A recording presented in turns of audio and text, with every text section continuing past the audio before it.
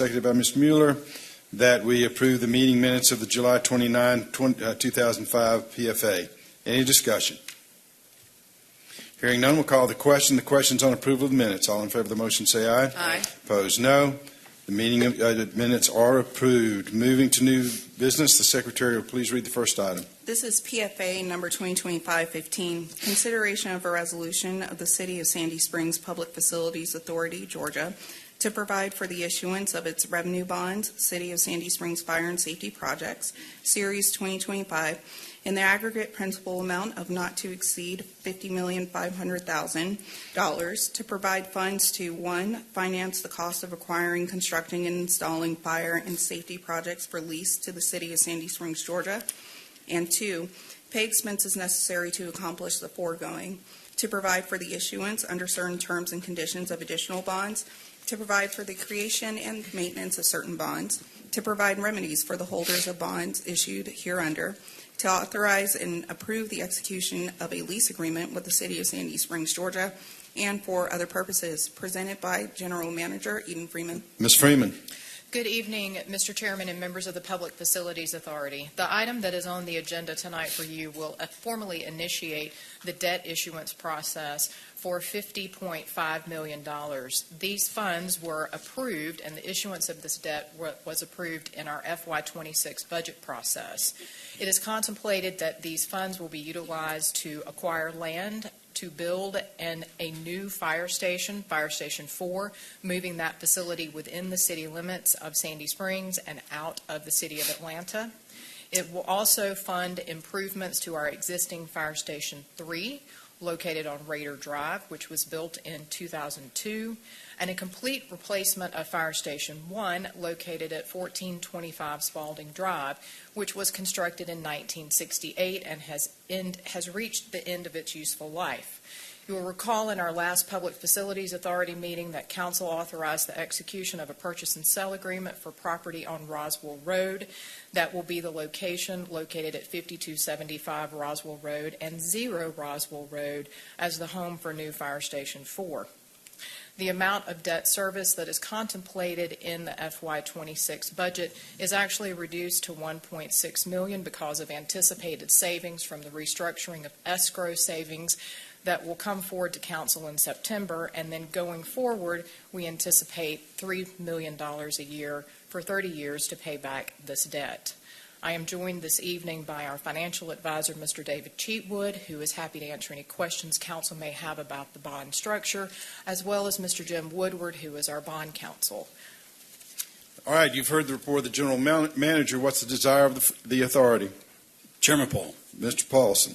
I move approval of Agenda Item 2025-15, consideration of a resolution of the City of Sandy Springs Public Facilities Authority to provide for the issuance of the revenue bonds, City of Sandy Springs Fire and Safety Projects, Series 2025, in the aggregate principal amount of not to exceed $50,500,000 to provide funds to finance the cost of acquiring, constructing, and installing fire and safety projects for the lease to the City of Sandy Springs, Georgia, and 2, pay expenses necessary to accomplish the foregoing, to provide for the issuance of, under certain terms and conditions, of additional bonds, to provide for the creation and maintenance of certain funds, to provide remedies for the holders of the bonds issued hereunder, to authorize and approve the execution of a lease agreement with the City of Sandy Springs, Georgia, and for other related purposes.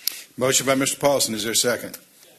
Motion by Mr. Paulson, seconded by Mr. DiGiulio, that we approve Agenda Item PFA 2025-15, a resolution by the Sandy Springs Public Facilities Authority providing for the issuance of revenue bonds in the aggregate amount of not to exceed $50.1 million.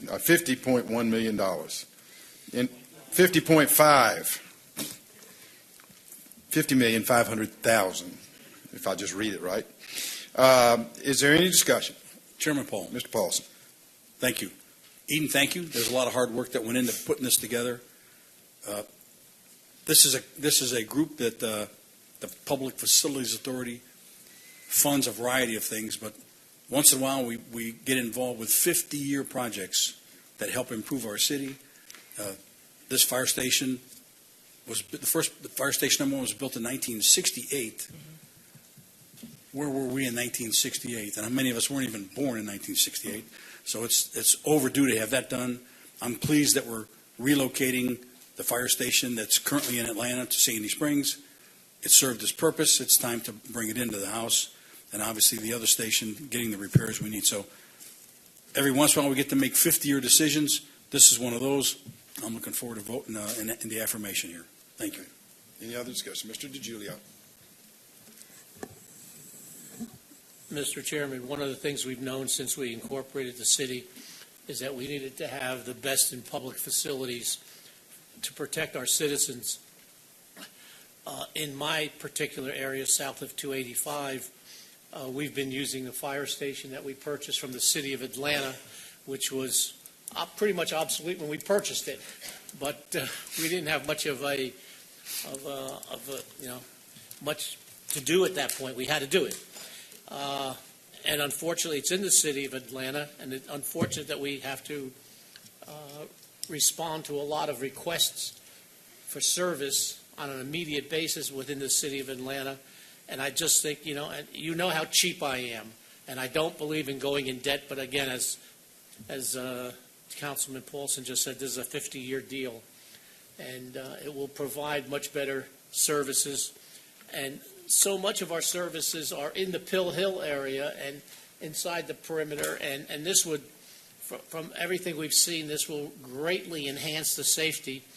And being one of the senior citizens of Sandy Springs these days, and having used the services of our fire department and our emergency services at least 5 or 6 times in the last couple of years, I realize how important it is that we get expedited. And so I think this is just something that we really need to do. We can't put it off any longer. It'll still take us several years, even with us approving it now. And I am cheap but behind this. All right, thank you. Any other discussion? Mr. Baumann. Chairman Paul, thank you. And I concur with my colleagues. And really it would be, I think this is a wise financial investment.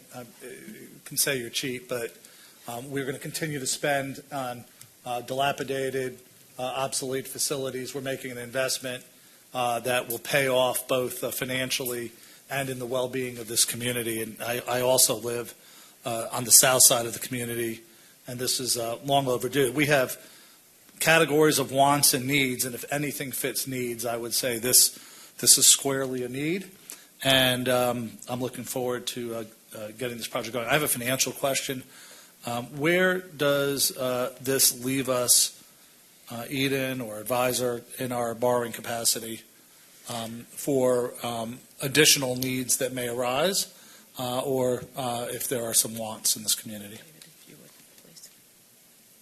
Hey, good afternoon, everybody. I'm David Cheatwood from First Turn Advisors. You may remember I presented to this body earlier this year during one of your workshops. Part of that analysis was looking at your debt capacity going forward, and there's a couple of different ways to look at that.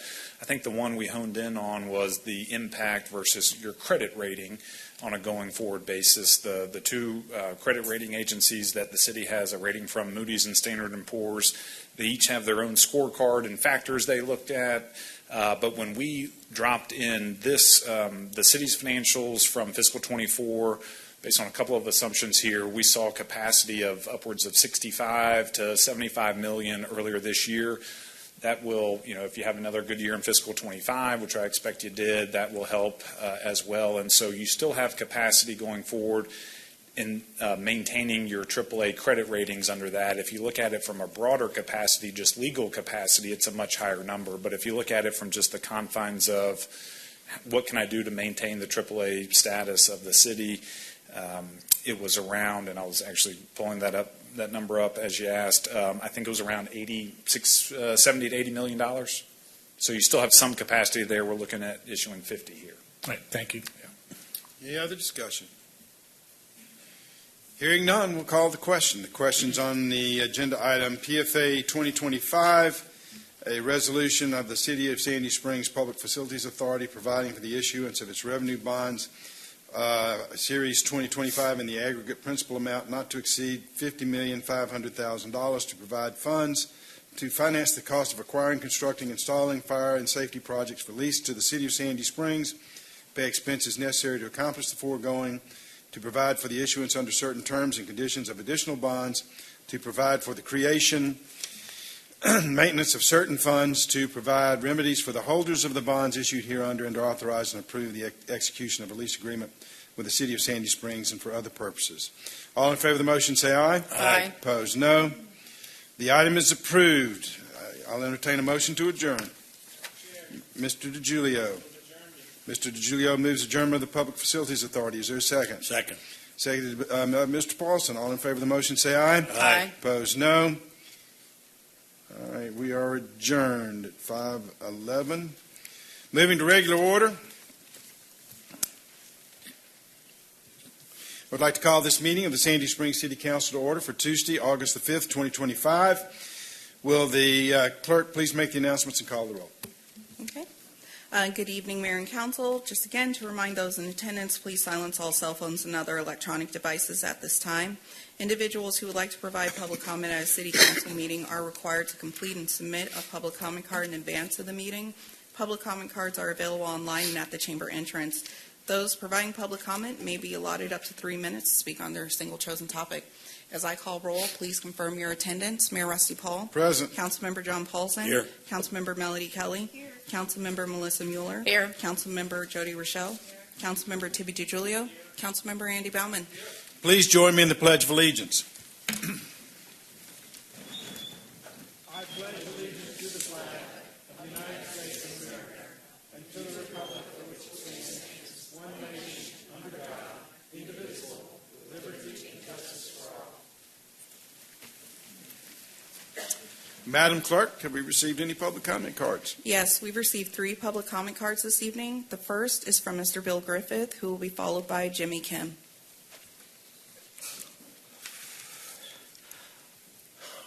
Mr. Mayor and council members, tonight I had planned to give my closing statement on the Roberts Drive speeding issue. However, due to some other matters, I want to postpone that closing statement until next time. Now I want to talk about the following. First, regarding the recently approved proposal to acquire a tract of land for the purpose of building various facilities behind the recently approved new fire station on the south side of the city. One such a facility appears to be a duplication of facilities at other Sandy Springs fire stations.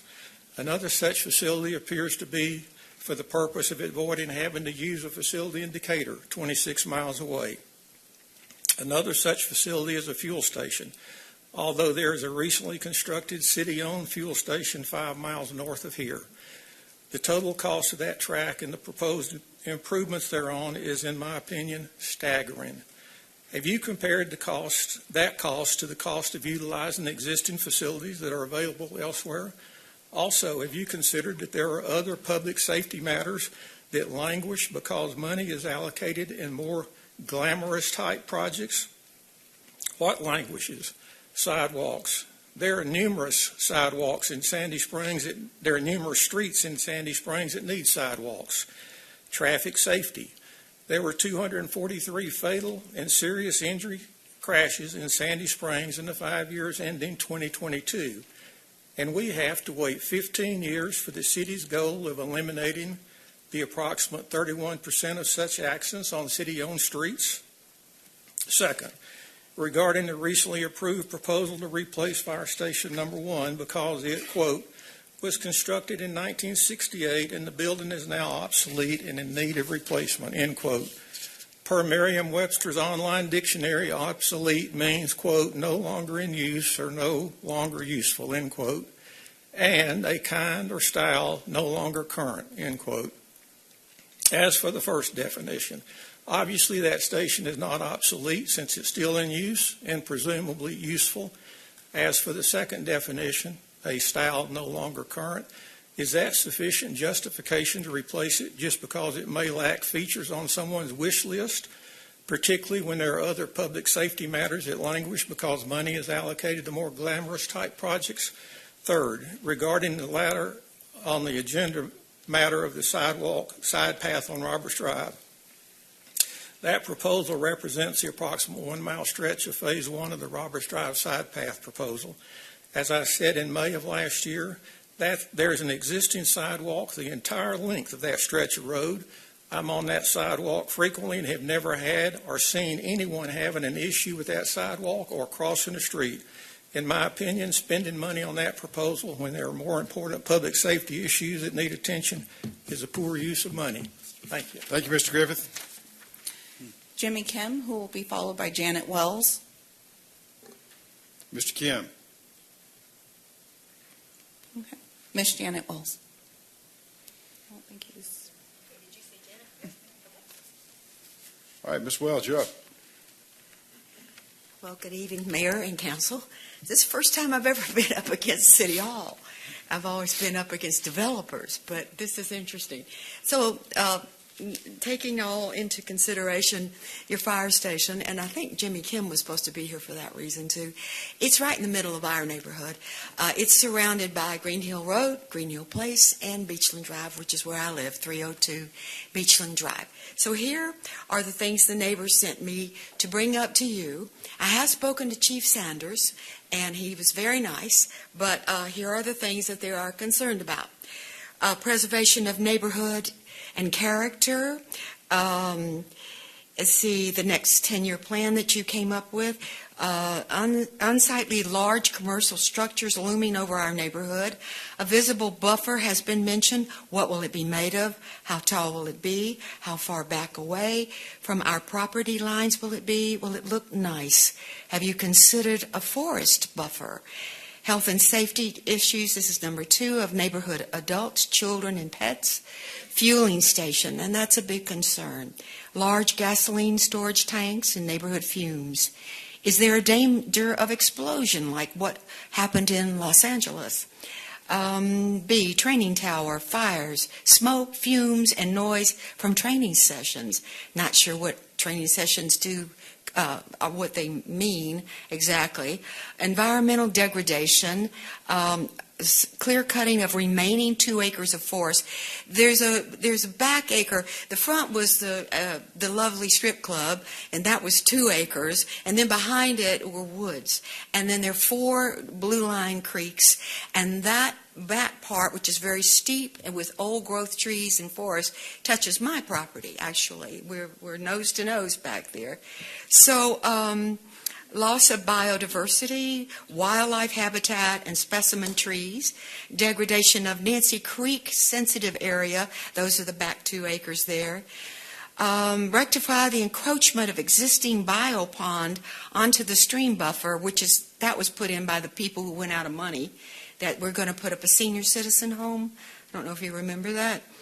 And they're worried about those freshwater springs that feed the first order streams is what they're called, meaning that they flow all the time. I'm sure you know that. Recently, honor the 75-foot stream buffers on both sides of the stream and avoid erosion into the stream, which was not avoided by the previous whoever they were that destroyed that land back there and then abandoned ship.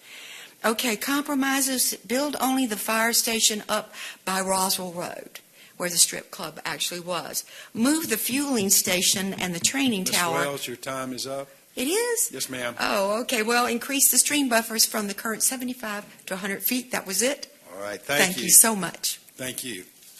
Any others? All right, we will close the public comment period. Is there a motion to approve the meeting agenda? Mr. Mayor, Mr. DiGiulio. I move approval of the meeting agenda for Tuesday, August 5th, 2025. Motion by Mr. DiGiulio. Is there a second? Second. Motion by Mr. DiGiulio, seconded by Mr. Paulson, that we approve the meeting agenda. Any discussion? Hearing none, we'll call the question. The question's on approval of the meeting agenda. All in favor of the motion say aye. Aye. Opposed, no. The item is approved. Is there a motion to approve the consent agenda? Mayor Paul. Ms. Rochelle. I move that we approve the consent agenda for Tuesday, August 5th. We have a motion by Ms. Rochelle to approve the consent agenda. Is there a second? Second. Motion and seconded by Ms. Mueller that we approve the consent agenda. Any discussion? Hearing none, we'll call the question. The question's on the consent agenda. All in favor of the motion say aye. Aye. Opposed, no. The consent agenda is approved. Moving to presentations. Clerk will please read the first item. Agenda item number 2025-159. This is a Purple Heart Day proclamation, Purple Heart Day being August 7th, 2025. I have presented by Councilmember John Paulson. Thank you. So, as many of you know, August 7th is the National Purple Heart Recognition Day in the United States. This is in honor of those who were wounded and killed in armed conflict. The Purple Heart Medal is the oldest decoration awarded to our service members and started by George Washington in 1782. Tibby, you remember that. Anyway, it originally was awarded in recognition of individual merit in battle. Since April 5th, 1917, it has been awarded to those wounded or killed in battle. And a little fact note, over 2 million Purple Heart medals have been awarded since the date of 1782, 430 of those posthumously. We have been a Purple Heart City for 10 years now, and one of the obligations of this, which we gladly do, is recognize Purple Heart Day and also recognize our veterans. I reached out to a number of the chapters of the Royal Order of the Military Art, and unfortunately, a lot of folks are busy tonight. But we had a number of people that showed up tonight, and I want to recognize them. And then we've got a proclamation, I think, Mayor, that you have. Yes. Mm-hmm. So I have 3 Purple Heart recipients that I'm aware of. One is Jim Bly, who is a Vietnam veteran, Marine, who was wounded in Vietnam. Second is Ed Harmon, who is a Marine who's in Desert Storm. He was wounded in Desert Storm. And, of course, our own Councilman Tibby DiGiulio that was wounded in Vietnam in 1969, right? So those are the 3. Are there any other Purple Heart recipients that I didn't get a chance to meet before we started today? All right. Well, with that, gentlemen, if you would come forward to the podium, and Tibby, if you'd come forward, and Mayor, would you please read your proclamation? Sure. As these heroes approach the podium, I'll read the proclamation. Purple Heart Day 2025. Whereas the Purple Heart is the oldest decoration in present use and was initially created as the badge of military merit by George Washington in 1782. And whereas in 1932, upon the 200th anniversary of George Washington's birth, the Purple Heart was revived as a medal recognizing American soldiers wounded or killed in the line of duty and emblazoned with George Washington's profile and coat of arms. And whereas the mission of the Military Order of Purple Heart, chartered by an act of Congress, is to foster an environment of goodwill among the combat wounded veteran members and their families, promote patriotism, support legislative initiatives, and most importantly, make sure that we never forget.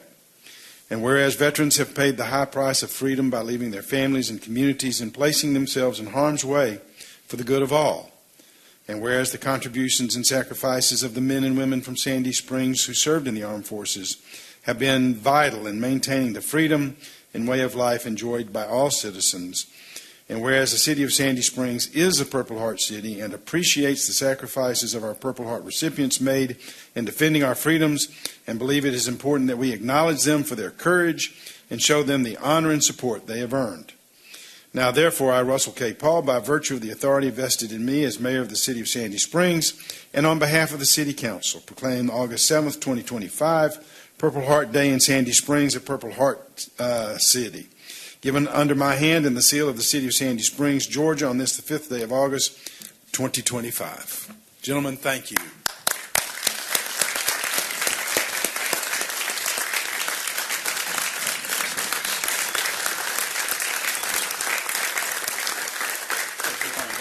Thank you, sir. Thank you, sir. Thank you, Joe. Thank you for being here. Thank you for your service. Thank you, sir. Who gets the proclamation? All right, here you go. It's all There you yours. go. You can have it. All right. We've got to get Thank one you. picture taken here. All right. Or 2. Thank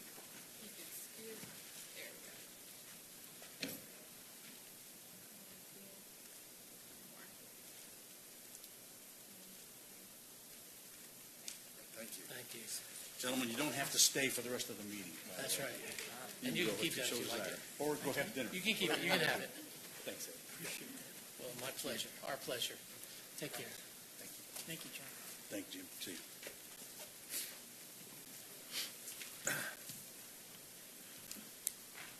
All right, the clerk will please read the next presentation. This is agenda item number 2025-160. This is the Avive presentation presented by Patrick Flaherty, Section Chief with Sandy Springs Fire and Rescue. Mr. Flaherty. Good evening, Mayor and Council. I'm joined tonight by representatives from the Northside Hospital Foundation and Avive as they come forward.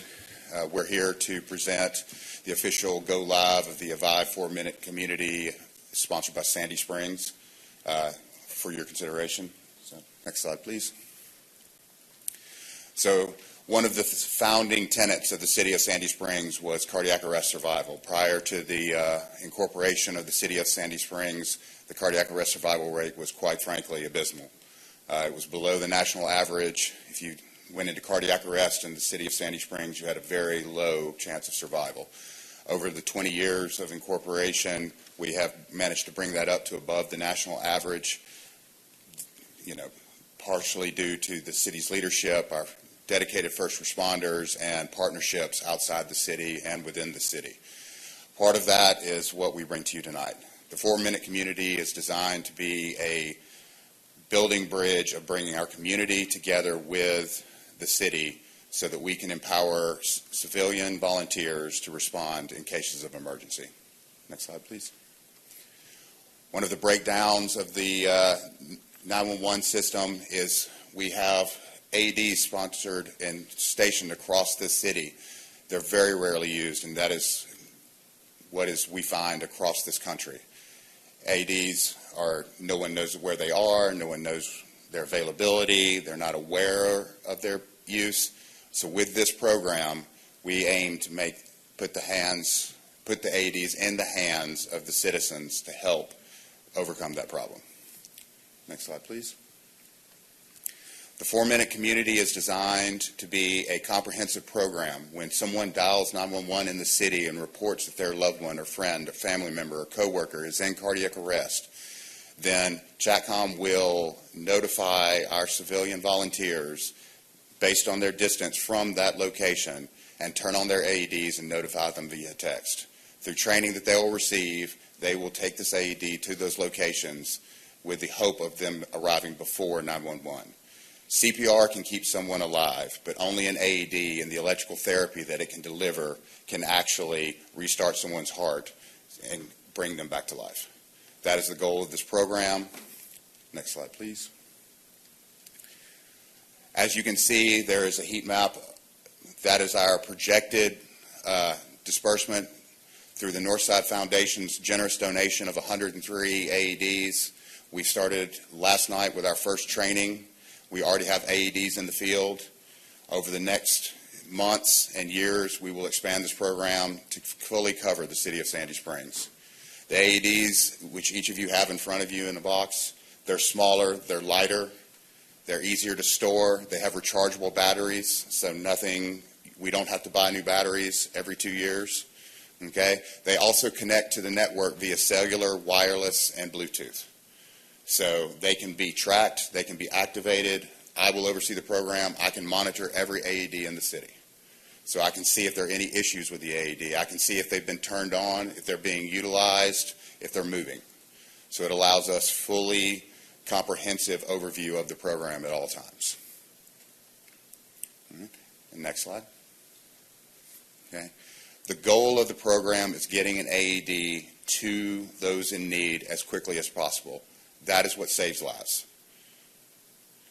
Our goal is less than 4 minutes from the time that someone calls 911 saying that their loved one is in danger. Through your leadership and your approval of this project and our partnership with Northside Hospital Foundation and Avive Solutions, we're bringing this to fruition. As I said, we held our first training last night with our cops and fire corps volunteers. We have AEDs in the field right now. So over the next few weeks, we'll be bringing more volunteers on to expand this project and put more AEDs in the field. Are there any questions I can answer? All right. Well, first of all, I want to express our gratitude to Northside Hospital Foundation and everybody who's worked with us on this. I know Tibby and I were on the first council when this issue came up, and it was appalling how many people we were losing because we had very highly trained people getting there, but too late. And our survival rate was, as Patrick so pointedly said, was abysmal. And this will have a huge impact on getting these devices to the people who need them, where they can be utilized, and we want to be able to use these devices to drive up that cardiac survival rate even higher. So thank you for every citizen in this community for your generous contributions, your dedication to making sure we live in a healthy, thriving community, and that in those tragic situations where hearts stop, you've given us the means to restart them. So thank you. Patrick, I have a question. First of all, are these ours now? No. Okay. I didn't know if us old folks needed them in our homes or not. And I was going to say... But one will be there if you need it, sir. Say again? One will be there if you need it, sir. Are you going to give us, the council, a training session on how to use these things? Yes, sir. Right now they're nice boxes, but I don't know what to do with it. We can train you on that. Yes, sir. Okay, thank you. Ms. Rochelle. So this is amazing. Thank you so much. It's very exciting. How are you finding the 200 volunteers? And I guess you're going to strategically put them around the city. So we're going to be pushing that out. We're working with communications to push out the call for volunteers. We have a booth set up outside where we're soliciting for, and we're doing targeted and both generic recruitment. Because we want people from all over the city, but we're also looking to target certain areas where we have historical data for high instances of cardiac arrest. If it's all right, Mayor, sure. The Northside Foundation would like to say a few words. By all means. Good evening. At Northside Hospital Foundation, our mission is to support programs that save lives and strengthen our communities. We're proud to stand alongside the City of Sandy Springs, the Northside Heart Institute, and Avive in launching the 4-Minute Community. This initiative is a groundbreaking effort to significantly improve survival from sudden cardiac arrest.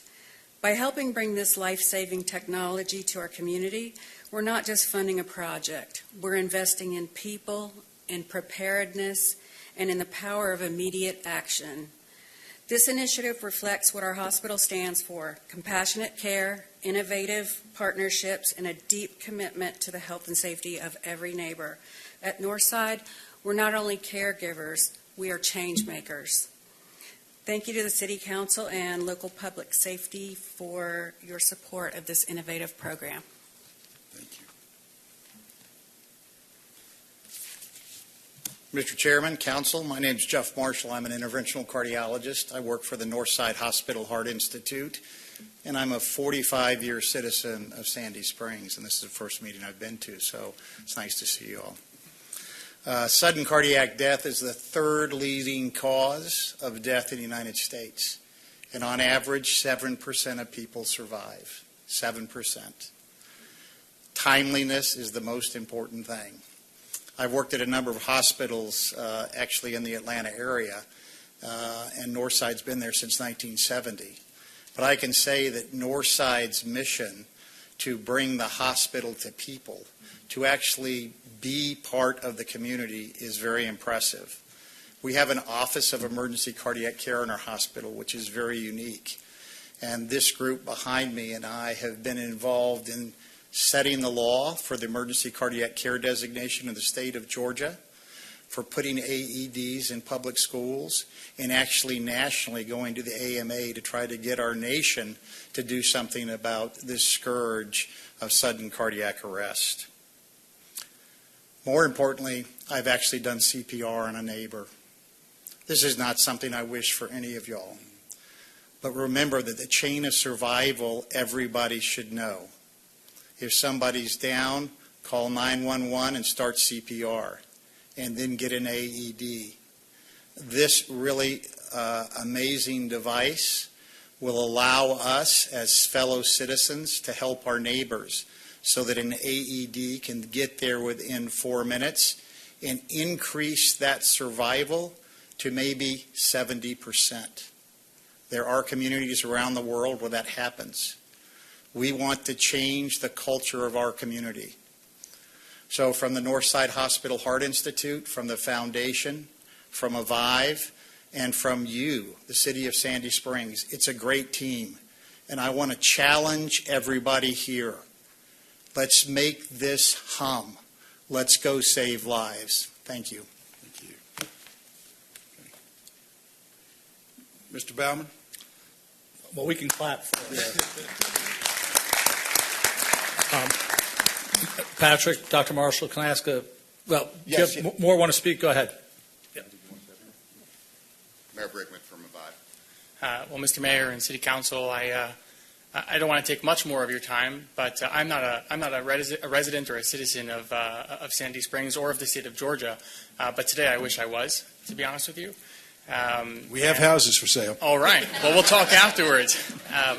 We spent many, many years developing this product, and there's been a lot of talk about the incredible nature of the actual device itself. But I will tell you that the AED is nothing were it not for the community that was willing to deploy it and implement it. And everybody from your fire chief and EMS battalion chief to the law enforcement agency to the city council, the mayor, yourself, you are the ones that are implementing this, and they're going to save lives. We have communities across the country where there are people now that have gone home to their families and celebrated another holiday because of this program. And we look forward to being able to celebrate that moment with each one of you very, very soon. We don't wish this moment of cardiac arrest upon anybody in the city of Sandy Springs, but if it does happen, we now know that the city is very well equipped to be able to address it and respond to it. And so thank you to all of you for allowing me to speak for just a moment here and for really leading the way and the charge across the entire nation in improving survivability from sudden cardiac arrest. Thank you. Anybody else? All right, well, Mr. Baumann first and then Dr. Kelly. Patrick, Dr. Mark, did you want to add something? No. Okay. First of all, thank you. This is deeply personal, I'm sure, to all of us. I've had incidents not this severe, but time is of the essence. I'm also married to a physician, an anesthesiologist who has responded not with in the neighborhood to a cardiac event, but has in her professional life, but has responded in the neighborhood. The question I'm sure on a lot of people's minds is how can we help further individually? The foundation is an is a nonprofit, I presume, that people contribute to. So if this program wants to be supported by citizens in our community, maybe want to adopt a machine, can we, I'm not going to ask you for the details of what each one costs right now, but can we maybe put out information, Carter, about how through the foundation people can maybe make a contribution dedicated so that we can accelerate and get this out as rapidly as we can. This is something to be very proud of as a community, and I'm really grateful to you because it will save lives. Absolutely. We're still in the fundraising mode. We have 103 AEDs. Our goal is 200, so we are still soliciting funds from organizations within Sandy Springs. So if someone wishes to, yes, that can be. Well, do you mind saying what one of these devices, what the cost is? We paid $1,700 Per device. Per device. Okay. Well, And so that's all. That's cases, everything. That's right. So this is not an insignificant amount. So to get from, first of all, it's a very significant amount to get to the 103, but to get us, maybe they can give us a better bulk deal, but to get us to the next, we'll talk. But to get us through, I can see we have a lot of great causes in this community, the foundation for the police foundation, and this, I could see families saying, hey, let's do this in memory of somebody or in honor of somebody, to put a plaque on it. So just let us know how to do it. Absolutely. Dr. Kelly. You may have already touched on this, but I wanted to know if there are any cities near us that are engaging. The county of Forsyth is also a 4-minute community just north of us, and there are other cities in Georgia that are looking at this, but we are the actual first city to move forward with this project. Oh, okay. Thank you. Any other? All right, ladies and gentlemen. There are only 6 in the country. Yes, there are only 6 in the country. Great. Yeah, only 6 in the country. All right, well, thank you for letting us be on the avant-garde. So we appreciate it, and we'll continue working with you, and we hope this is not the last time you're here. All right. Thank you. Thank you, Mayor. Moving to new business, the clerk will please read the first item. This is agenda item number 2025-161. Consideration of an ordinance appointing the Fulton County Department of Registration and Elections to conduct the City of Sandy Springs general municipal election on November 4, 2025, and runoff election on December 2, 2025, authorizing an intergovernmental agreement between the city and the county relating thereto, and authorizing the mayor to execute the intergovernmental agreement. This is presented by myself, City Clerk Raquel Gonzalez. Good evening again, Mayor and Council. So city staff recommends approval of an ordinance supporting Fulton County Department of Registration and Elections to conduct the City of Sandy Springs 2025 general municipal election on November 4th, and should we have one, the runoff election on December 2, 2025, as defined in the IGA that was included in the packet. The City of Sandy Springs partners with Fulton County Elections to conduct the general election and runoff elections from year to year. Fulton County provides the necessary staff, equipment, and supplies to host advanced voting and election day voting for the city's elections. City staff, meanwhile, is required to qualify its municipal candidates and to publish any of the required ads. On November 4, 2025, the county will host an election for Public Service Commissioner seats, as these will be county-wide elections. The city's will not incur any cost for its general municipal election. Following the November general election, should a runoff election be required, unless the county hosts a county-wide runoff election for its PCS election, the city will incur a cost of approximately $220,000 for its runoff. So that is the presentation this evening. I'm happy to answer any questions. All right, you've heard the report of the city clerk. What's the desire of council? Ms. Rochelle. I move that we approve agenda item 2025-161, an ordinance supporting the Fulton County Department of Registration and Elections to conduct the City of Sandy Springs general municipal election on November 4th, 2025, and runoff election on December 2nd, 2025, authorizing an intergovernmental agreement between the city and the county relating thereto, and authorizing the mayor to execute the intergovernmental agreement. I have a motion by Ms. Rochelle. Is there a second? Second. Motion by Ms. Rochelle, seconded by Ms. Mueller, that we approve agenda item 2025-161, an ordinance supporting the Fulton County Department of Registrations and Elections to conduct the City of Sandy Springs general election on November 4th, 2025, and the runoff election on December the 2nd. Any discussion? Dr. Kelly.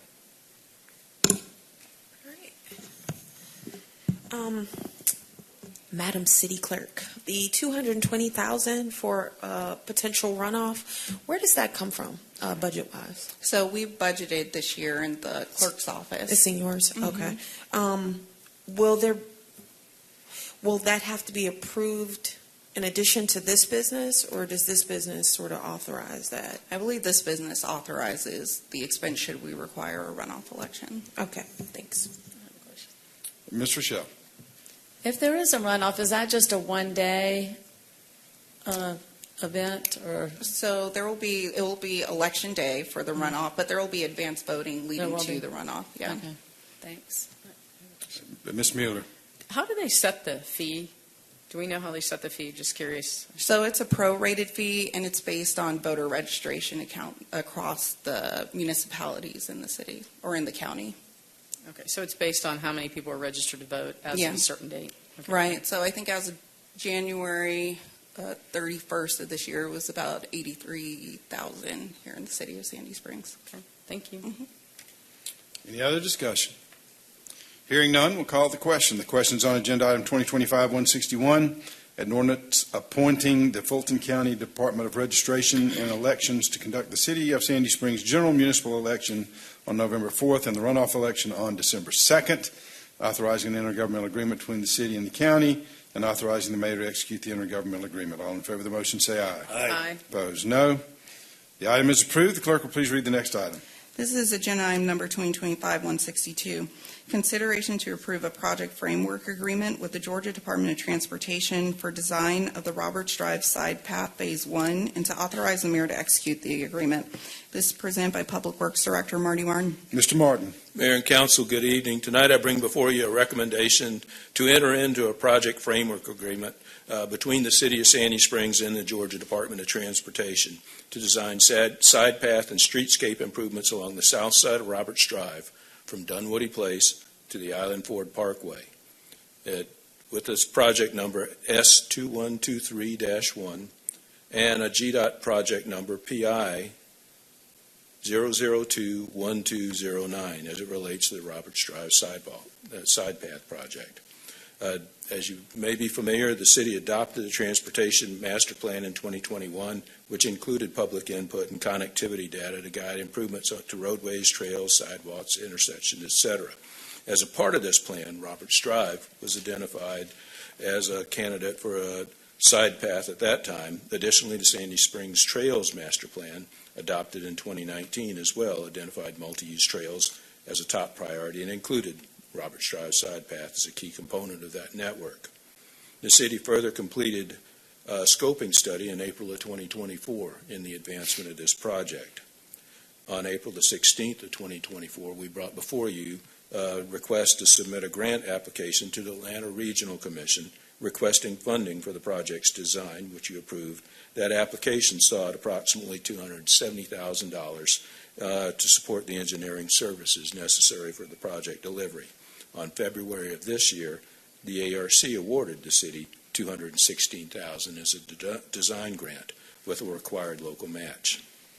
This project, as contemplated, constructs a side path with a landscape buffer on the south side of Roberts Drive extending from Dunwoody Place to Island Ford Parkway, with 2 mid-block crossings within the limits of the project.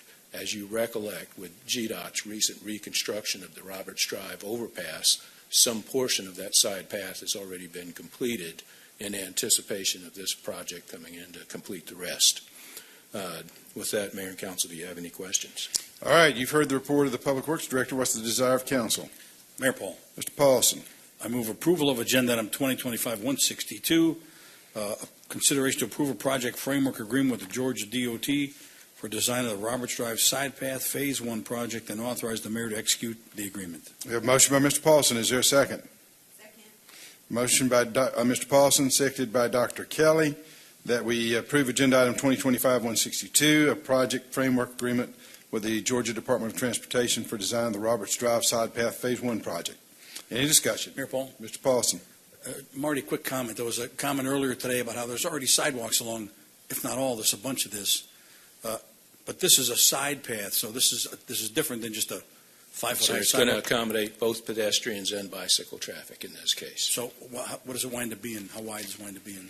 I believe in most cases it'll be a 10 to 12-foot side path. I believe there are some concessions that have to be made given side parcel constraints along the way, but generally at 8 to 12 feet, somewhere in that range. And the bridge that's going over 400 already has, they All right. built this in it, didn't they? Yes, sir. Accommodates it on the south side, understanding there's a site distance challenge on the north side, so south side was the only place we could put it on the overpass. So side path went to the south side with that said. Thank you, sir. Dr. Kelly. All right, one other question. So, assuming this is approved, then does the service get bidded out? Yes, ma'am. Next steps with this is once we have a project framework agreement, the money that's come from ARC has now gone through GDOT with this agreement here.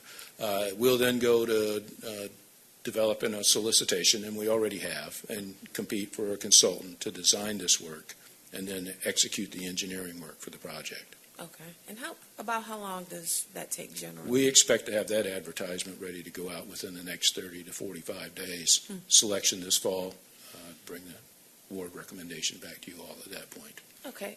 Since you mentioned the site distance issue Yes, ma'am. there, at the intersection right there before the bridge or at the beginning of the bridge, Pride Place and Roberts, there is a site distance concern. I've mentioned it. You have, and our traffic staff has been observant of the site distance condition as we watch how vehicle traffic.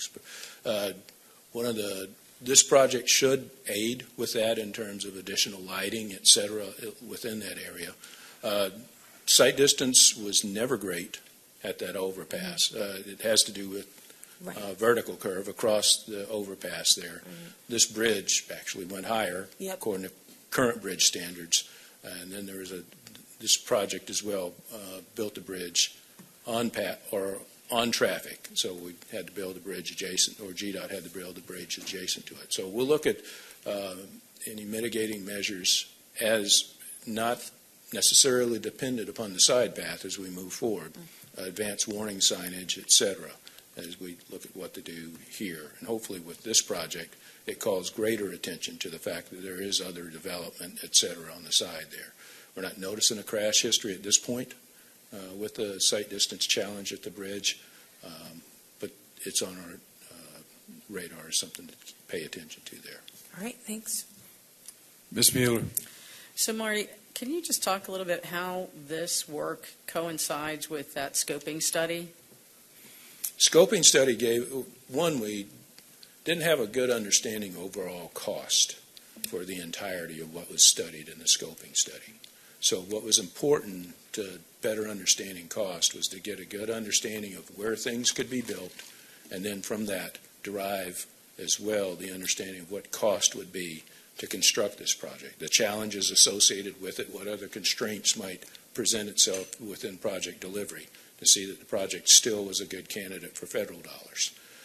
With that scoping study completed, we now know where the project can fit. We have a better understanding of cost and the constraints involved in constructing the project.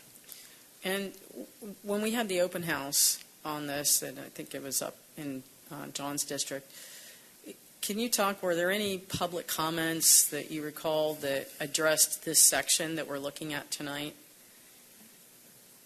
Or was that more in general for we've heard other public comment after the park and which side of the road it should be on? So the open house pretty much had a scattering across the entirety of the project, and not so much, I would say, in this area, so not so concentrated here.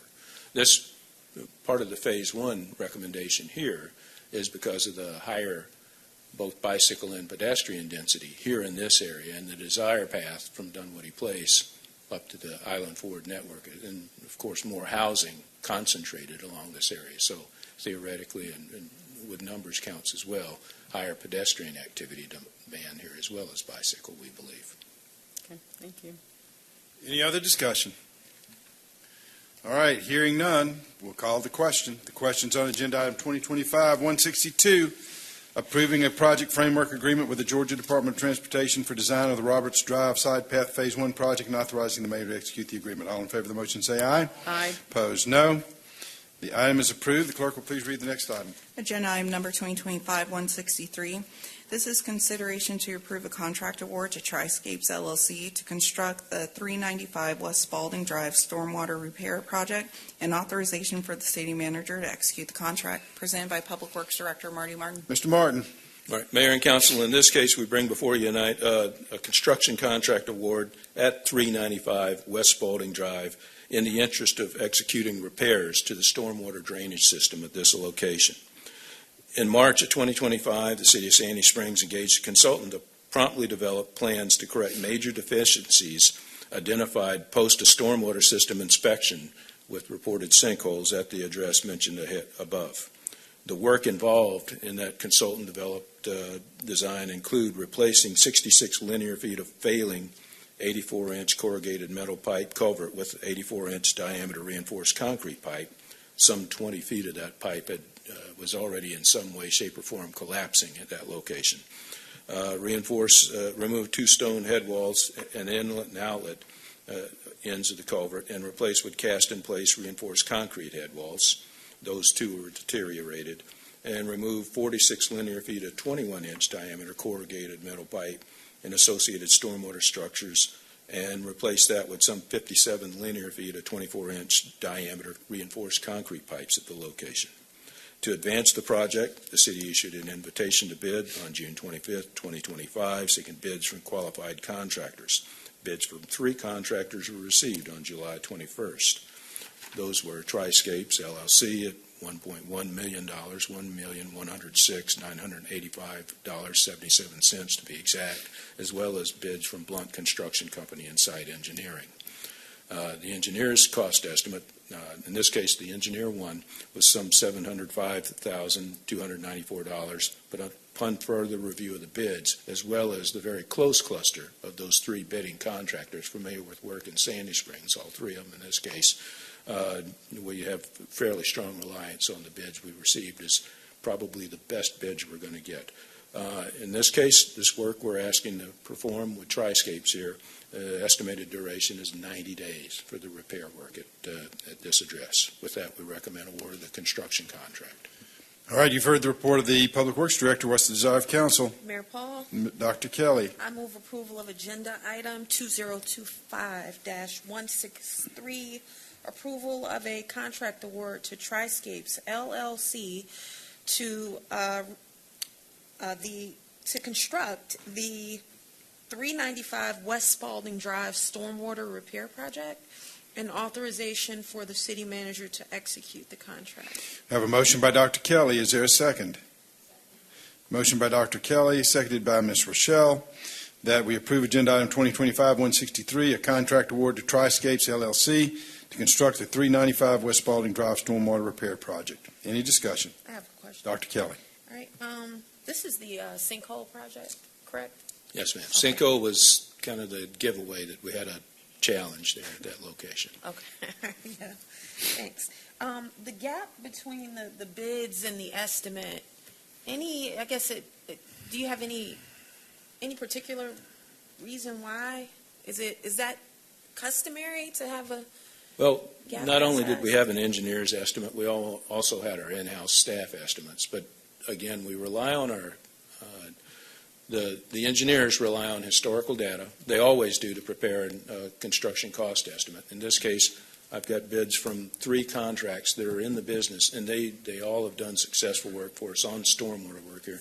And they all came, the cluster of bids was very close in this case. So I tend to rely based on, and a lot of that has to do with the grading associated with the tear out of the existing system and restoring the site. So which contractors historically are in a better position to estimate, in my recollection, than the engineers on it. When they get down to linear feet of pipe, particular system components, et cetera, the engineers are usually pretty close on that. Historical data helps them a lot with that. The assessment of how hard is it to work on a particular site is usually better gauged by the contractors, is where I would default to. In this case, the numbers bear that out. Okay. So part of the scope is to reconstruct curb and gutter, handrail, guardrail, and roadway, Yes, restoring ma'am. all disturbed. We'll have to take it all out, go down to this 84-inch corrugated metal pipe, pull it all out of the ground, and install new concrete pipe, new head walls on either side of the roadway as we rebuild this system out here. But we're not restoring the entrance pillars. Excuse me? The entrance pillars to the neighborhood, there's a set of pillars, Those are private facilities in this but case. we are taking them out, but we're not. The neighborhood is responsible for Neighborhood's rebuilding responsible for their that, yes, ma'am. entrance pillars, because we don't own them. That's Is that correct. the idea? Yes, ma'am. All right. What type of timeline do we have for this project? Get it awarded, and hopefully within 90 days, Finished or started? completed. All right. This is a project with some urgency to it. I hesitate to call it emergency here. We were able to do enough effort, or take enough efforts to include safing up the roadway with steel plates, et cetera, some backfill, and then a lot of monitoring. I'll call it just short of an emergency here in the interest of getting this system replaced and getting this section of roadway more reliable here. All right, and we're disrupting, maybe 4 homes? Yes, ma'am. All right. Any other discussion? Hearing none, we'll call the question. The question's on agenda item 2025-163, approving a contract award to Triscapes LLC to construct the 395 West Spalding Drive stormwater repair project. All in favor of the motion, say aye. Aye. Opposed, no. The item is approved. The clerk will please read the next item. Agenda item number 2025-164, consideration to approve a contract award to Kimley Horn and Associates, Inc. for the Riverside Drive Traffic Engineering Corridor Study, and authorization for the city manager to execute the contract. Presented by Public Works Director Marty Martin. Mr. Martin. Mayor and Council, in this case, we recommend award to Kinley Horn for this traffic engineering study, corridor study, extending from the dual roundabouts at 285 and Riverside over the intersection of Riverside and River Valley Road. Sandwiched within those two limits of the project corridor is the Riverside at Hurd's Ferry intersection, which is one of our more problematic intersections within the city. You've got heavy demand from both sides here. So signal timing, et cetera, is always a challenge at that particular intersection. So with all of that said, as kind of a preamble, the city did issue a request for proposals for this particular traffic corridor study on May 20th of 2025. A non-mandatory pre-proposal meeting was held on June the 2nd, one addendum issued as a part of that meeting, and then city received 4 proposals prior to the July 20th due date. As well, the purchasing office checked those proposals for administrative and qualifications, as well as an evaluation by a committee, in this case, members of the Public Works staff, Alan Johnson, David Lowe, Christine Schultz, Alyssa Thompson-Bean, and Kristen Westcott. And that city evaluation team evaluated the proposals with the following criteria: project understanding, project team, relevant experience, cost proposal, and with a total of 100% in this case. With the scoring considered, to include cost within that scoring matrix, Kimley Horn was the best scored consultant among those evaluated, with a proposed cost in this case of $213,500. So with that, staff recommends award of this traffic corridor study to Kimley Horn and Associates so that we can advance the study. You've heard the report of the Public Works Director. What's the desire of council? Mayor Paul. Mr. Baumann. I move adoption of agenda item 2025-164, consideration to approve a contract to Kimley Horn for Riverside Drive Traffic Engineering Corridor Study. Have a motion by Mr. Baumann. Is there a second? Second. Motion by Mr. Baumann, seconded by Ms. Mueller, that we approve agenda item 2025-164, a contract award to Kimley Horn and Associates for the Riverside Drive Traffic Engineering Corridor Study. Any discussion? Mayor Paul. Mr. Paulson. Thank you. So, Marty, before we did the roundabouts, or DOT did the roundabouts here, we studied the daylights out of this intersection, including Riverside all the way north to, what's this, River Valley is the street they're going across? So that was a pretty comprehensive study of this area, which is probably 10 years old, something like that. How does that factor into this study? Traffic patterns do change. 285, 400 has changed. The impacts of the dual roundabouts are now recognized, and we know how traffic's moving at those as well. So, with all those things considered and continued concern with the operations and efficiency of the intersection here, we think it's time to take a look again. And let's see what's going on at the corridor now and see what alternatives we may be able to evaluate here to improve traffic flow in this area. Thank you. My request is the study that we did 8-10 years ago, I'd suggest we go back and look and see if what was projected then has come true, because I know we spent a bunch of time on that, so yes. I just don't want it to forget it. Mayor Paul. Yeah, Mr. Baumann, I apologize. I didn't see you were seeking recognition. No. So go ahead. Thank you. Good question, because I was on my mind as well. We also had I tried to place the date, the relocation of Hurd's Ferry Elementary School, work from home, a whole lot of things. Yes, sir. But I do get concerned about sort of this consultant overload, and would like you to go back and, it's been something that's been, I think we've talked about this over the years, about sort of evaluating the consultant reports that we get to see what has come true and what's not, and I think we maybe could do more of that. I wonder if AI could be very helpful with that eventually, with loading those reports into AI and tracking them. But I do have some concern about this. I have some concern about generally with the consultant agreements that we've got. I'd be separate matter, Eden. I'd be curious if we had a running list of consulting agreements that are ongoing. I'd just be curious to see that. What are our active consulting arrangements? We have all that, yes, sir. Well, yeah, share it with us. But I just want to make sure that there's a deliverable that can come from this versus just more data to hang on to, only to say 5 or 8 years we need to update this. Right. I mean, do we have... So in this particular study, where's the deliverable that we'll we can get out of look for this? some alternatives to include of course, I'll say the R word here, a roundabout as an analysis at this or one of the Right. other intersections within the corridor, given now the fact that we have two roundabouts at Is one that end. a traffic question or a geometry question for whether a roundabout can fit? I mean, do we know, for example, whether that's even feasible over there? That'll be one of the tests as well, feasibility there. And to what efficiency do you gain with the requirements to construct the roundabout? So we know. Well, those are two different questions, like the efficiencies Yes, sir. and the geometry are two different questions. I mean, I Yes. think the efficiency would say, assuming that one could be placed there, what would be the difference? I just want to make sure we know where we're going, Yeah. or where we're trying to go, rather than just sort of aimlessly heading there. So Now, having said that, I know particularly, Rusty, you live over there.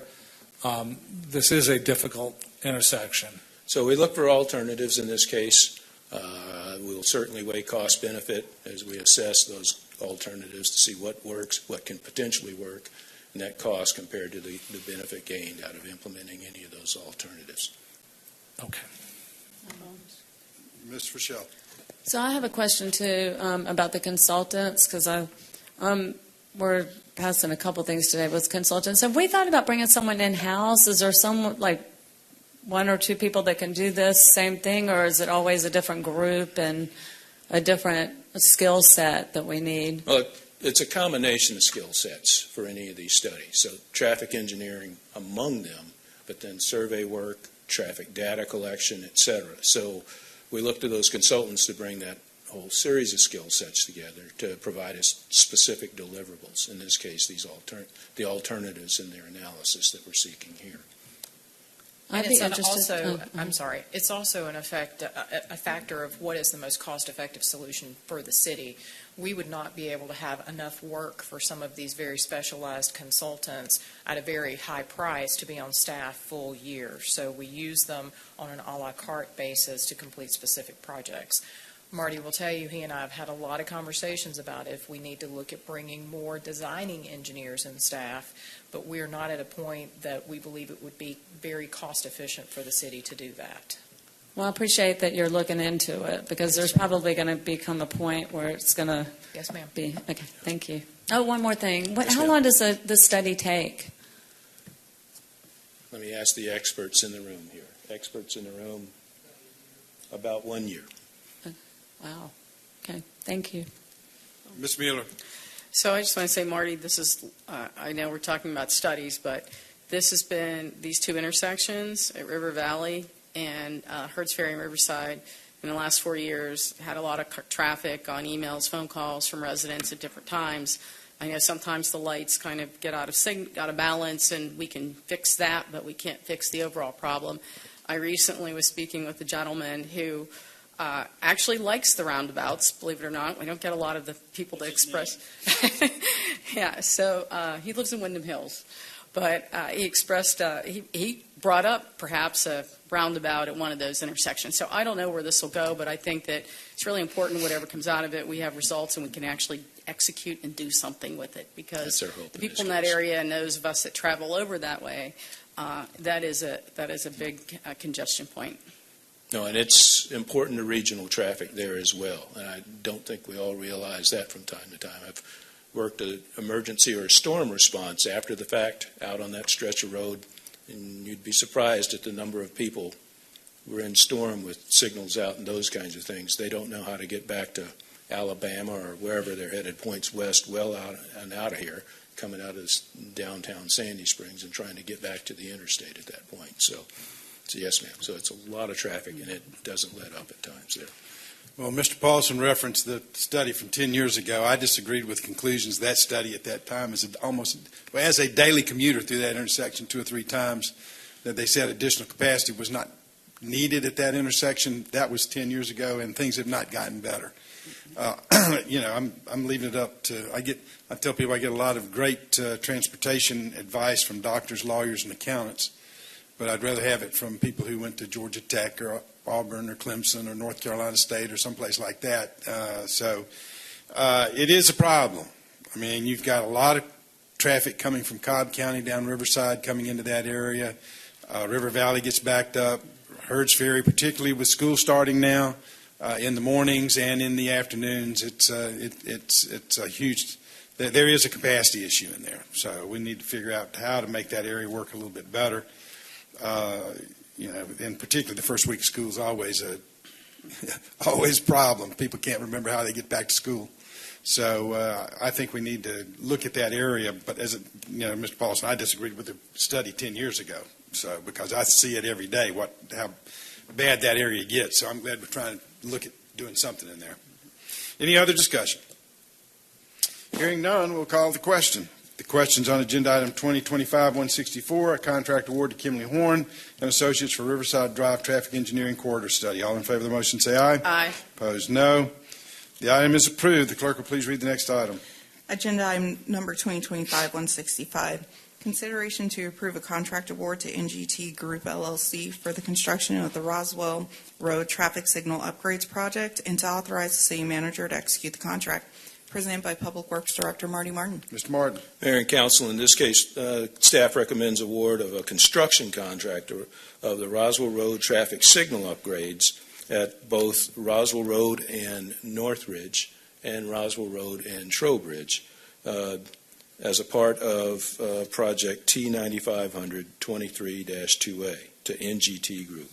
A little background, the city did perform traffic engineering studies to perform traffic signal phasing analysis at the intersections of Roswell Road at Trowbridge and, again, Roswell Road at Northridge. As well analyzed angle and head-on crashes, safety review of those intersections.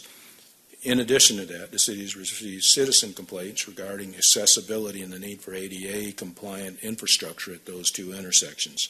As a result of the analysis, the city undertook design and signal upgrades at both intersections.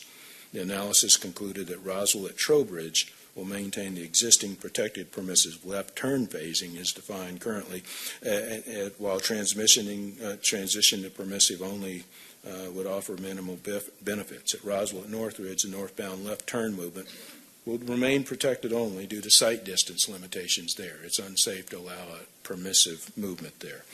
Additional improvements will be made at both locations in accordance with GDOT and the manual uniform traffic control devices, including necessary ADA upgrades. With that said, and a permit in hand with GDOT to build this work, the city issued an invitation to bid on May 16th of this year. The city received 4 construction bids prior to the June 16th deadline. One of those bids, however, was deemed non-responsive due to the bidder not being GDOT Prime pre-qualified as required, GDOT pre-qualified within the specific work classes required for this work. The 3 bidders that were received, of those, NGT Group was the most responsive and responsible bidder at a price of $298,034.75. Which compared relatively favorably. It's still a little high compared to the engineer's estimate of $250,000 for the project. We had not used NGT prior on this work. However, they are GDOT pre-qualified for the area classes required. Our reference check of the contractor indicates satisfactory completion of work with the other clients they perform work for. So with that, staff does recommend award to NGT Group for the repairs, improvements at these 2 intersections.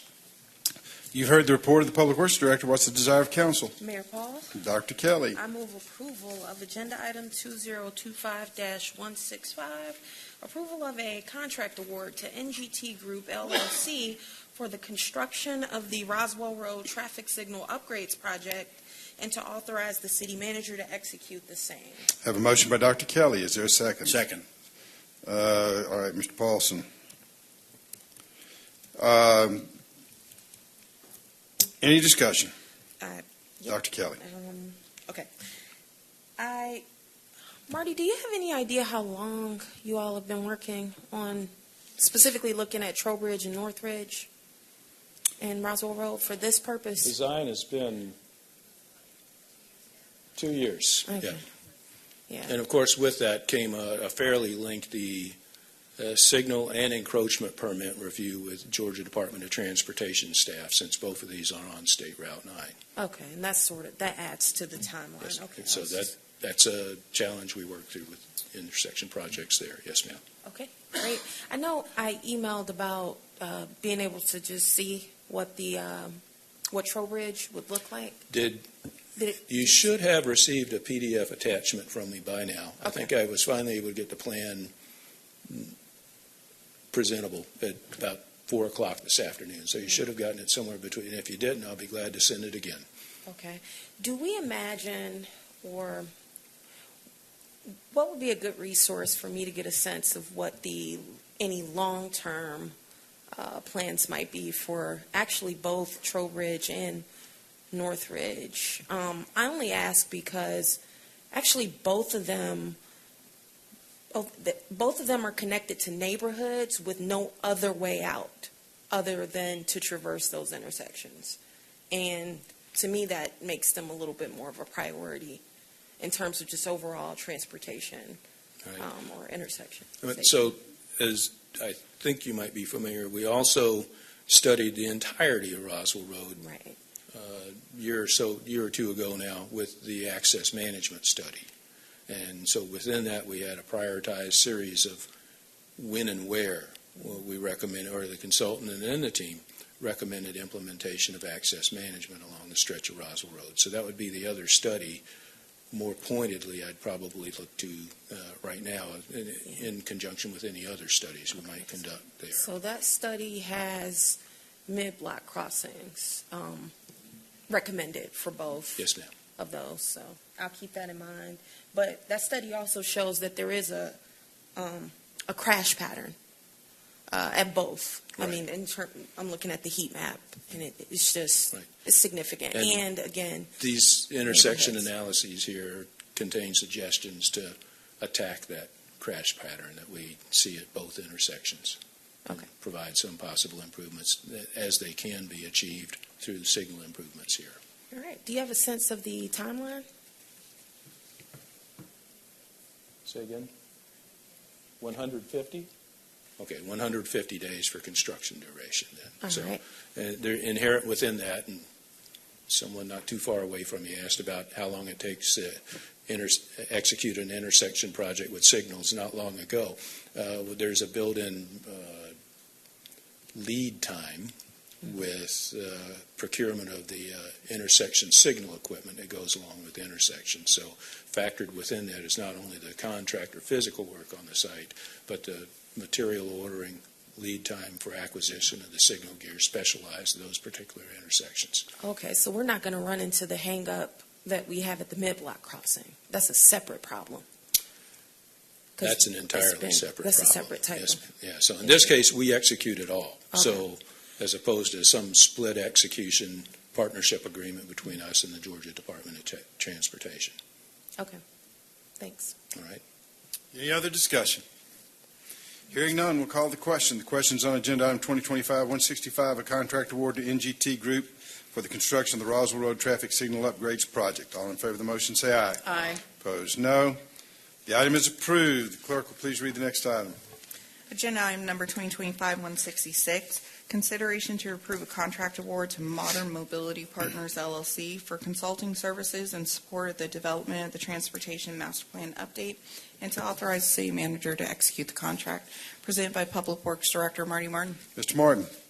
Mayor and Council, in this case, we bring before you tonight a contract award recommendation to award to Modern Mobility Partners Transportation Master Plan update, T2503, and for the purposes of updating the City of Sandy Springs Transportation Master Plan.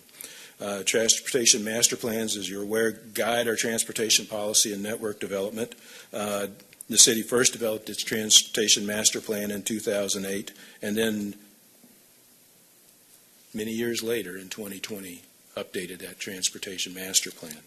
Many of the projects and the needs identified in those earlier plans have now been addressed through our aggressive capital program here in the city. So we looked at this Transportation Master Plan update to help us with foreseeing and making recommendations on next steps throughout the city with capital implementation.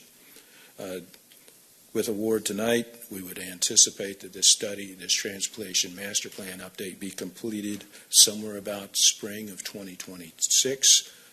in the anticipation that this would become the precursor and the developing factor in developing that list of potential T-SPLOST 2026 projects we might bring forward if there is a decision to go forward with a T-SPLOST referendum next year.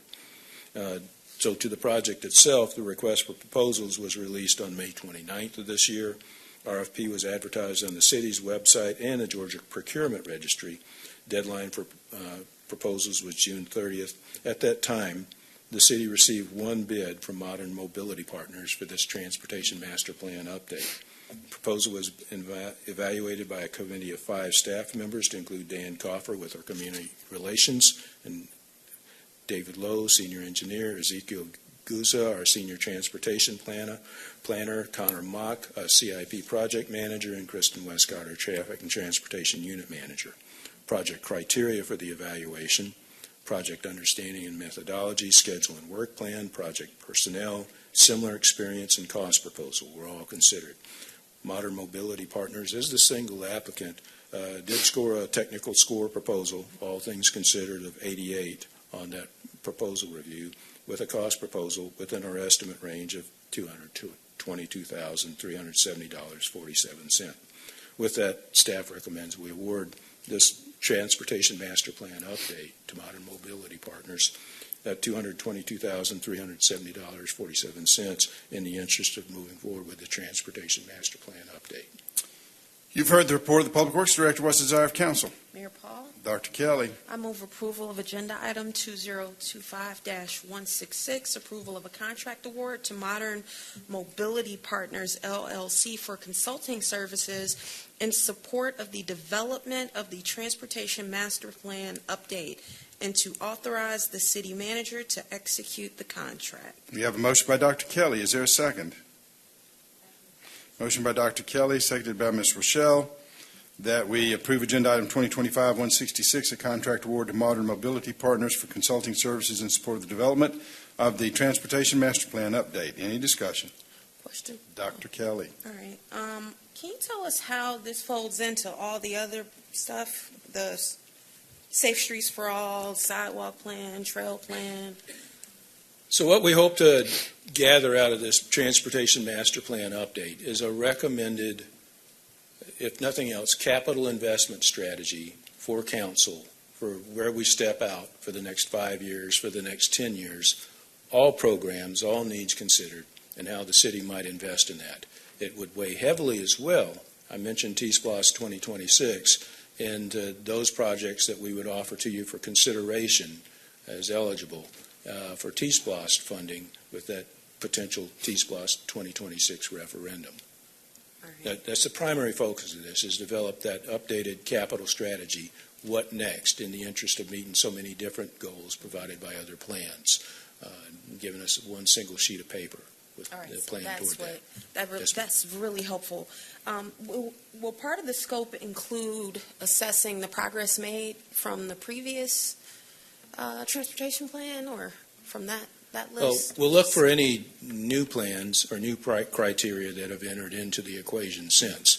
For instance, Safe Streets for All and a prioritization goal there with a timetable against that now feeds into the recommendations, as well as we look at recommendations for priority on capital projects moving forward. Okay. The current transportation plan calls for an interdepartmental working group. Did we ever do that within the city? It sounds like the suggestion was within the city. I think we've had multiple, but We already do that. That is our biweekly T-SPLOST update committee. Mm-hmm. So that includes me, representatives from communications. Right. It's everybody. It's all hands on deck. Yeah, so I don't know that it's a constant within the way we deliver here. So I'd say that there are a number of ways we do that as well. So. Okay. I also am curious about the way sidewalks are handled. Should we expect this plan to go into details about sidewalk projects, or will it just say, $12 million sidewalk program? All right. So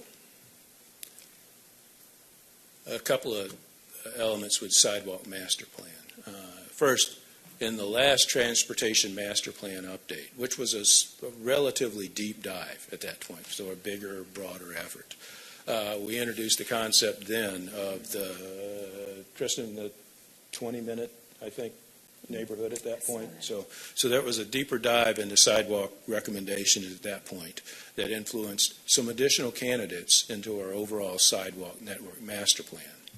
So don't know that that we anticipate going into that exploration right now. We're still using that update from just 5 years ago to influence sidewalk network master plan that we have in front of us right now. So dollar amount goes, I think, more so to what among the priorities of council do we believe we want to pursue with furtherance of the sidewalk master plan. So it'll incorporate the network master plan, validate it, probably more so when we get to specific funding streams, like, for instance, Councilman Ballman, as you recollect, with sidewalk program and the Lake Forest Sidewalk project in particular. So anyhow, we made recommendations on funding. Council then gets to set the priorities on investment as we take those recommendations forward, though. So that can change the budget allocations on programs at that time. So, right. When can we expect the public input piece of this to commence, assuming we approve it tonight? I would speculate probably, Kristen, Ezekiel, probably 3-4 months before we're into early fall. Okay. And then we would be in the input on it. If you recollect, with the last transportation master plan that we conducted, that was all during the time of COVID. So we went into new territory then with everything virtual.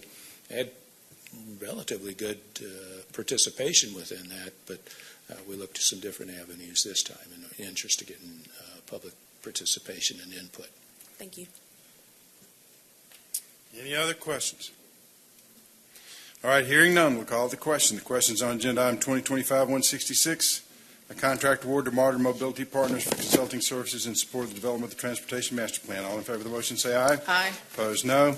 The item is approved. The clerk will please read the next item. Agenda item number 2025-167, consideration of a resolution to approve 7 contract awards for on-call landscape and architectural design services for the City of Sandy Springs Recreation and Parks Department, and to authorize the city manager to execute the contracts presented by Director of Recreation and Parks, Brent Walker. Mr. Walker. Evening, Mayor and Council. The city's previous on-call landscape and architectural design services contracts expired in June of 2025. So the Recreation and Parks Department initiated a 2-phase competitive procurement process to establish new on-call contracts for these services. These services are for the development of plans, specifications, and cost estimates for enhancements to city-owned properties. We received 15 responses through ITB 25-049 on-call landscaping and architectural design services. Each vendor submission was vetted through a request for qualified contractors process to determine if they met the general requirements for the services needed. All 15 firms were deemed qualified to proceed to the next phase, which was an invitation to submit fee schedules. The evaluation committee identified 7 responses based on the bids provided and that best met the needs of the city. The recommended firms are The Collaborative, Kaizen Collaborative, Vanas Hangen Breslin, Atkins Realis, Root Design Studio, Star White House Landscape Architects and Planners, and Foresight Group. Staff recommends that the mayor and city council approve the 7 pre-qualified vendors selected by the evaluation committee for on-call landscape and architectural design services pursuant to ITB 25-049 and seek authorization for the city manager to execute the 7 contracts.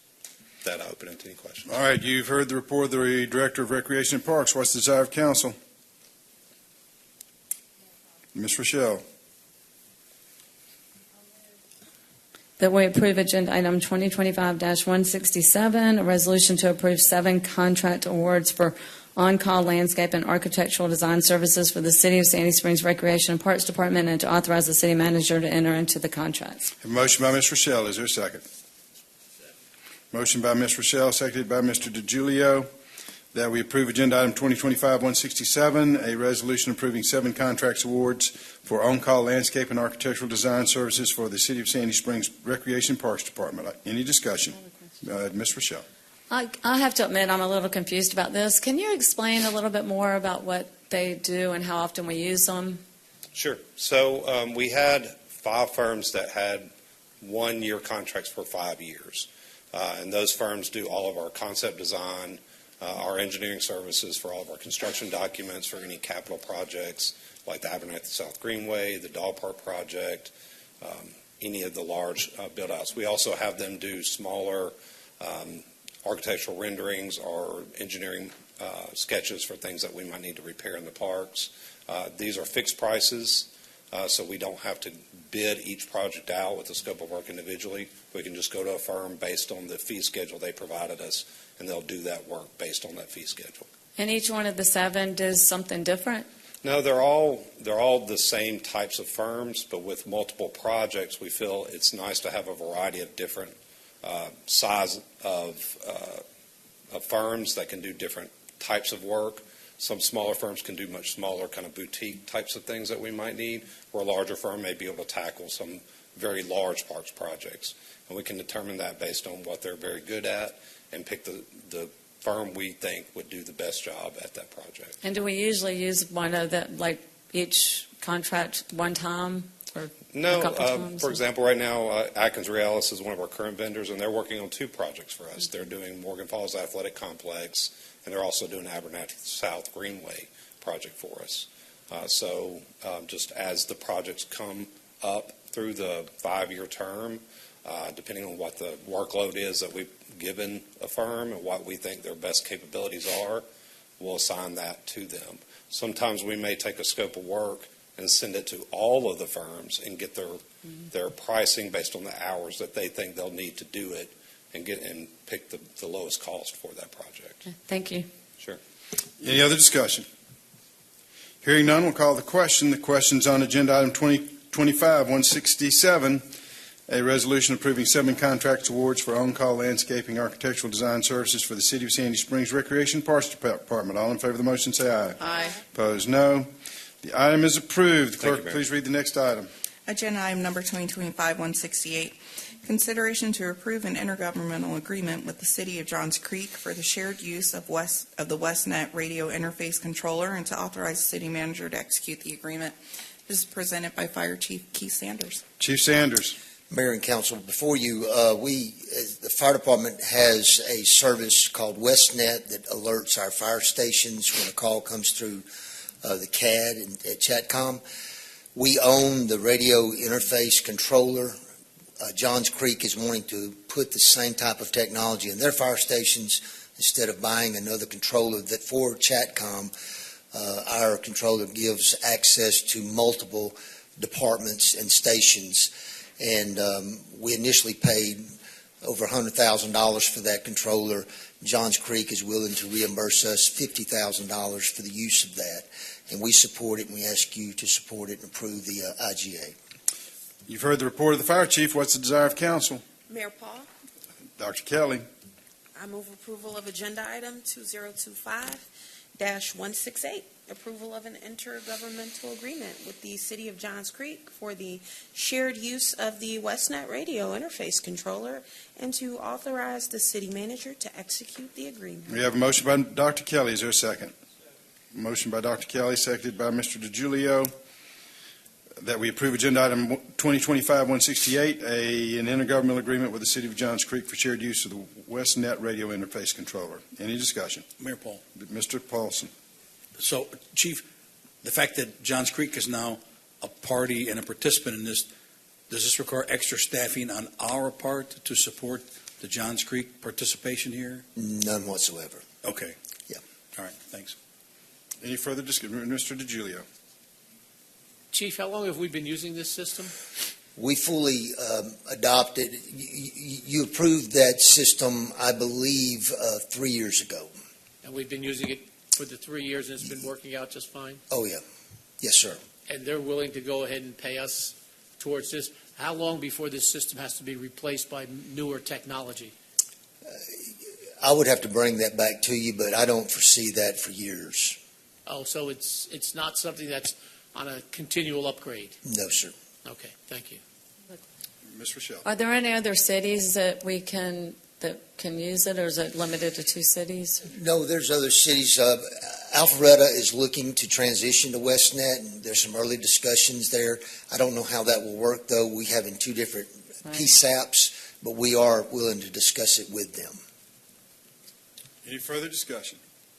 Hearing none, we'll call the question. The question is on agenda item 2025-168, approving an intergovernmental agreement with the City of Johns Creek for the shared use of the WestNet radio interface controller. All in favor of the motion say aye. Aye. Opposed, no. The item is approved. Clerk, please read the next item. Agenda item number 2025-169.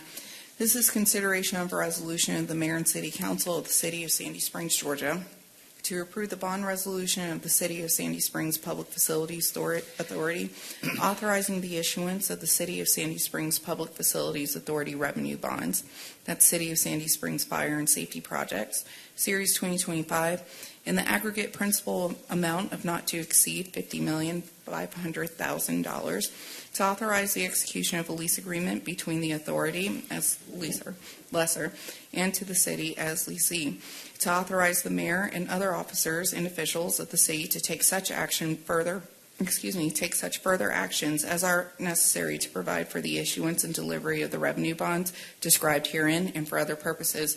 This is presented by City Manager Eden Freeman. Ms. Friedman. Thank you, Mr. Mayor. Members of council, this item before you this evening is a companion item to the item that we heard earlier on the Public Facilities Authority agenda. As council is aware, serving in your role as the Public Facilities Authority, the city utilizes the PFA as our holding company, so to speak, for longer-term leases and is the owner of all of the properties that are owned by the city.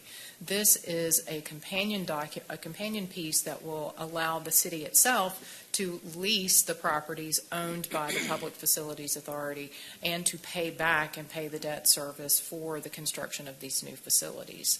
I am also joined again by Mr. David Cheatwood and Mr. Jim Woodward, and we're happy to answer any questions you all may have for this. You've heard the report of the city manager. What's the desire of council? Mayor Paul. Mr. Paulson.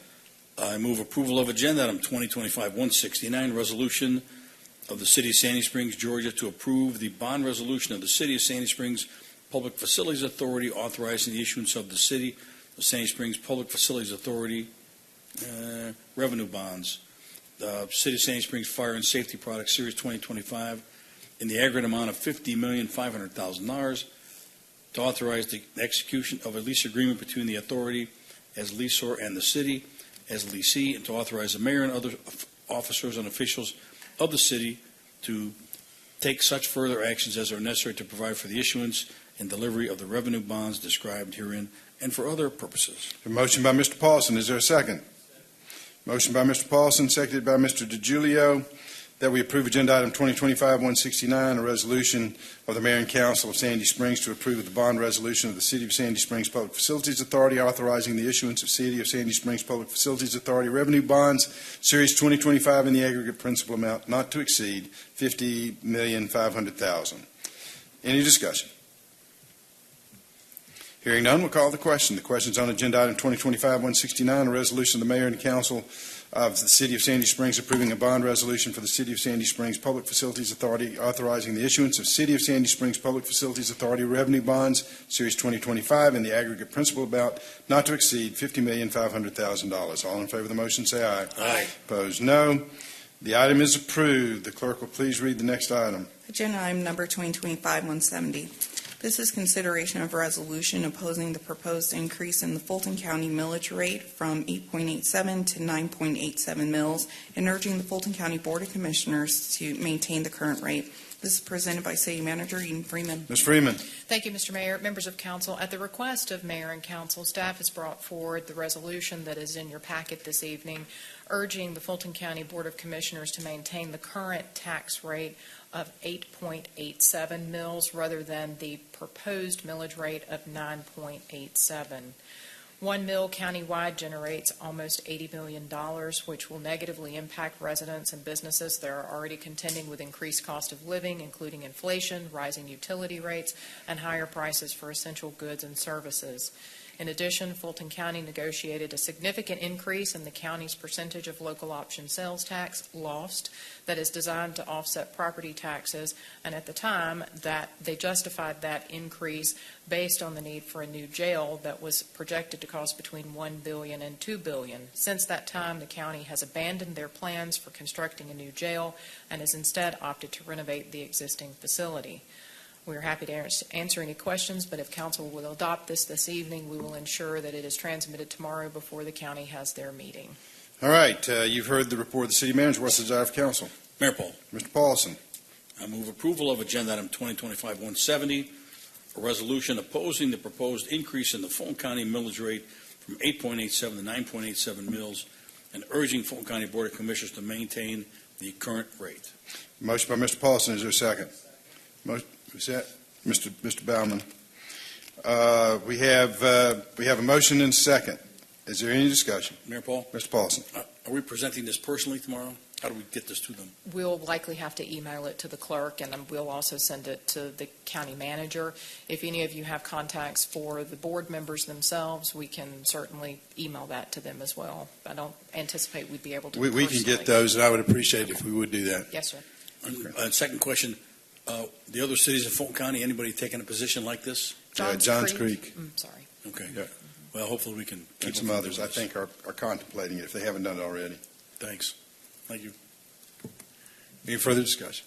I think this is very important. We have a lot of people in this community who are seniors who, Fulton County always has one of the highest, if not the highest, property taxes in the state of Georgia. So many of our seniors are being priced out of their homes by the continuing growth of property taxes. I mean, we have capped ours. We have both a cap on the millage rate as well as a floating homestead to reduce the property taxes of people when their assessments go up. Fulton County cannot explain what they want to use these proceeds for. There's no particular project or use that they've specified in this, and having an unspecified use just for general revenue purposes. I think some of us sat through a presentation with Commissioner Bob Ellis a week or so ago, and he proved fairly conclusively that this tax increase is not only not justified, but not needed, and particularly since it's for unspecified purposes. So we're joining some other communities, I think, in the Fulton County, going on record to oppose this, because if they had a specific project like the redevelopment of the jail or the rehabilitation of the jail that these funds were going through, then we could hold a conversation about it. But that's not the case. There's no specific utilization of these funds for any particular project. They're just general revenue increases. So I urge council to vote in the affirmative on this resolution. Any further discussion? Hearing none, we'll call the question. Questions is on agenda item 2025-170, a resolution opposing the proposed increase in the Fulton County millage rate from 8.87 to 9.87 mils, and urging the commissioners to maintain the current rate. All in favor of the motion say aye. Aye. Opposed, no. The item is approved. The clerk will please read the next item. Agenda item number 2025-171. This is the public hearing. Request for Mayor and City Council consideration of an ordinance to set the millage rate for fiscal year 2026. This is the ad valorem tax rate public hearing 1, presented by City Manager Eden Freeman. Ms. Freeman. Good evening again, Mayor and council members. This is the first of our 3 required public hearings. The next public hearing will be on August the 19th at 8:30 in the morning, and then finally the third and final at 6 p.m. on August the 19th. The item before you is requesting that the millage rate be set to the same rate currently in the city's charter of 4.731 mils. That rate has never been changed in the city's 20-year history. I'm happy to answer any questions that you all may have. All right. Have we received any public comment cards? We have not. All right. We'll close the public comment period. Are there any questions of the city manager? All right. Hearing none, we'll move to reports. Mayor and council, I don't have any particular things to report tonight. I know we're all waiting to get out to National Night Out, And I've gotten 3 or 4 texts, are you guys coming? Are you guys coming? So we still have an executive session that we need to go into. So anybody else have any reports? I have a quick question. Mr. Baumann. Even just a couple of people reported to me over in that Whitner situation that actually some of the service is still out over there. I think it's AT&T, so if you can. We'll follow up with Follow them. up. They said it had been restored. I know the road has been reopened. The road is reopened. Yes. That's right. Appreciate it. Sure. All right. Anything else? All right. Ms. Carlisle, the unaudited financial report. Good evening, Mayor Paul and Council. This is the summary for May 2025 on audited financials. We are at 91.67% of the budget a year. Revenues are at 107.71%, and expenditures are at 87.38% of the budget. The city has recognized 100% or more of all budgeted revenues, revenue categories except miscellaneous fees and other financing sources as of May 31st, 2025. The Departmental General Fund expenses are shown on pages 9 through 28, using from 34.89% to 96.68% of the approved budget. This concludes the summary for May 2025. Any questions of the Chief Financial Officer? All right, thank you very much. Is there a motion to suspend regular order and move into executive session for the purposes of real estate and litigation? Mayor Paul. Mr. Paulson. I move that we do just that. Suspend regular order, move into executive session for the purposes of real estate and litigation. Have a motion by Mr. Paulson. Is there a second? Motion by Mr. Paulson, seconded by Mr. DiGiulio, that we suspend regular order and go into executive session. Any discussion? Hearing none, we'll call the question. The question's on the suspension of regular order. All in favor of the motion, say aye. Aye. Opposed, no. We're in executive session. There'll be no more official business conducted. We'll simply complete the executive session, return to this room, and adjourn. Thank you for your attendance.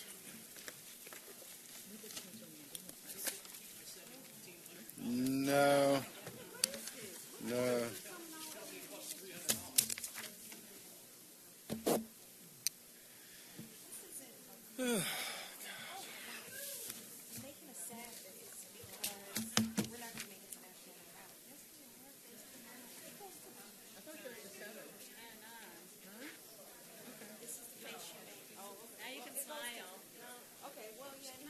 I thought it went to 7.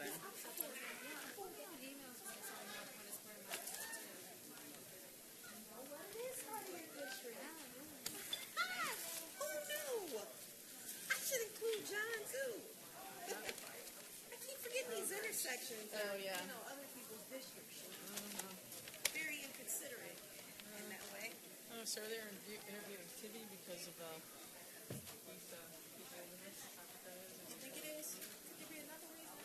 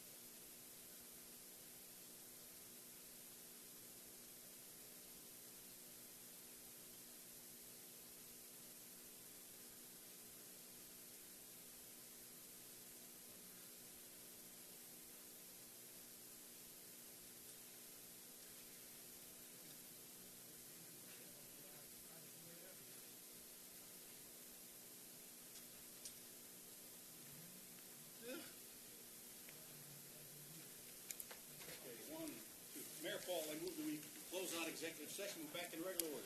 Mr. Paulson moves that we return to regular order. Is there a second? A motion by Mr. Paulson, seconded by Mr. DiGiulio to return to regular order. Any discussion? Hearing none, we'll call the question. The question's on regular order. All in favor of the motion say aye. Opposed, no. We're back in regular order. Mr. DiGiulio. Mr. DiGiulio moves adjournment. Is there a second? Seconded by Mr. Paulson. All in favor say aye.